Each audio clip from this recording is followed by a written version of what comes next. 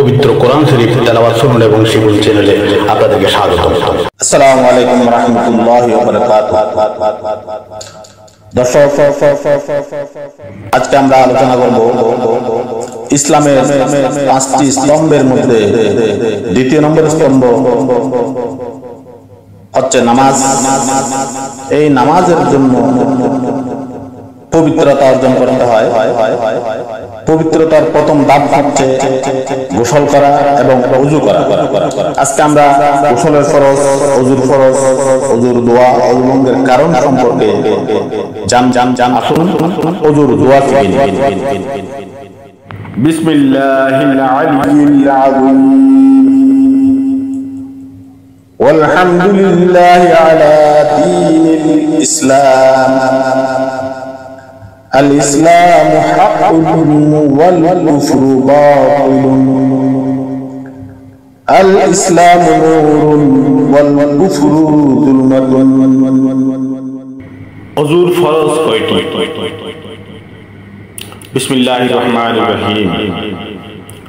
ওযুর ফরজ হচ্ছে 4টি, যথা সম্পূর্ণ মুখমণ্ডল একবার, 3বার, 5বার, বিজুর সংখ্যা হিসেবে ধোয়া। 2 নম্বর, 2 হাতের কনুই পর্যন্ত একবার ধোয়া। 3 নম্বর, মাথার 4 ভাগের 1 ভাগ মাসহ করা। 4 নম্বর, 2 পায়ের টাকনু সহ ধৌত করা এবং 1বার, 3বার, 5বার এভাবে বিজুর সংখ্যায় ধৌত করা। বিশেষ দ্রষ্টব্য, ওযু নামাজের চাবি আর নামাজ বেহেশতের চাবি। কাজেই ওযুর জন্য নিয়ম পালন করা আবশ্যক। এর মধ্যে একটি অঙ্গ ছুটে গেলে বা একটি পশমের গোড়াও শুকনো না থাকলে ওযু শুদ্ধ হবে। আসুন এবার আমরা জেনে নেব ওযু ভঙ্গের কারণসমূহ। ওযু ভঙ্গের কারণসমূহের মধ্যে উল্লেখযোগ্য হচ্ছে 9টি। আজকে আমরা এগুলি সম্পর্কে আলোচনা করব। 1 নম্বর, পায়খানা প্রস্রাবের রাস্তা দিয়ে কোনো কিছু বের হলে ওযু ভঙ্গ হয়ে যায়।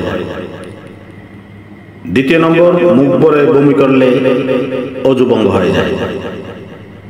3 নম্বর, শরীরের ক্ষত স্থান হতে রক্ত, পুজ বা পানি বের হয়ে গড়িয়ে পড়লে ওযু ভঙ্গ হয়ে যায়।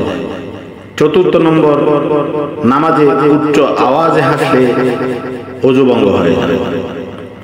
5 নম্বর, পাগল, মাতাল বা অচেতন হয়ে গেলে ওযু ভঙ্গ হয়ে যায়। 6 নম্বর, চিৎকার বা হেলান দিয়ে ঘুমিয়ে গেলে ওযু ভঙ্গ হয়ে যায়। 7 নম্বর, থুতুর সঙ্গে রক্তের ভাগ সমান বা বেশি হলে ওযু ভঙ্গ হয়ে যায়। 8 নম্বর, স্ত্রী পুরুষ উভয়ে উলঙ্গ অবস্থায় যদি উভয়ের লজ্জাস্থান শুধু স্পর্শ করে এবং ভিতরে না ঢুকে অথবা বীর্যপাত না হয় তাতেও ওযু ভঙ্গ হয়ে যায়। 9 নম্বর, নেশার বস্তু পান করলে, নেশাগ্রস্ত বা মাতাল হলে ওযু ভঙ্গ হয়ে যায়। সুতরাং এসব থেকে আমাদেরকে সতর্ক থাকতে হবে। এসবের যে কোনো একটি কারণ আমাদের মধ্যে দেখা দিলে নতুন করে ওযু করতে হবে।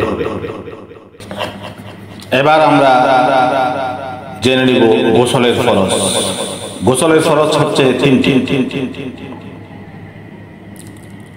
তোর মধ্যে প্রথম হচ্ছে গড়গড়ার সহিত কুলি করা, কিন্তু রোজা রাখা অবস্থায় গড়গড়া করা নিষেধ।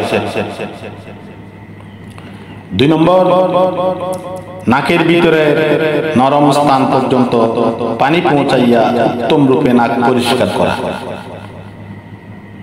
3 নম্বর, মাথা হইতে পা পর্যন্ত সমস্ত শরীরে পানি পৌঁছাইয়া ধৌত করা।